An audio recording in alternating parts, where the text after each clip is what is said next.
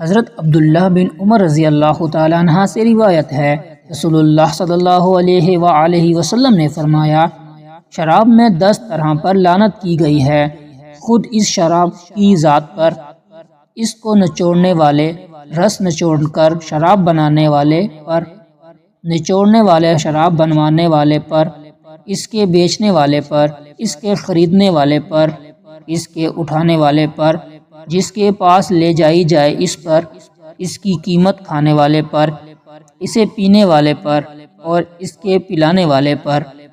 سنن ابن ماجہ حدیث نمبر 3380۔ حضرت انس بن مالک رضی اللہ تعالیٰ عنہ سے روایت ہے، انہوں نے فرمایا، رسول اللہ صلی اللہ علیہ وآلہ وسلم نے شراب سے متعلق 10 افراد پر لعنت فرمائی ہے، اسے نچوڑنے والے پر، نچڑوانے والے، اس کے لیے نچوڑی گئی، اسے اٹھا کر لے جانے والے پر، جس کے لیے اٹھا کر لے جائی گئی، اسے بیچنے والے پر، جس کے لیے بیچی گئی، اسے پلانے والے پر، اور جسے پلائی گئی، حتیٰ کہ انہوں نے اس طرح کے 10 افراد شمار کیے۔ سنن ابن ماجہ حدیث نمبر 3381۔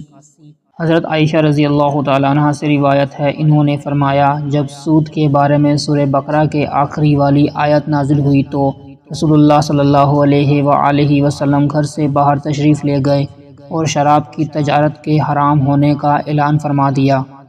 سنن ابن ماجہ حدیث نمبر 3382۔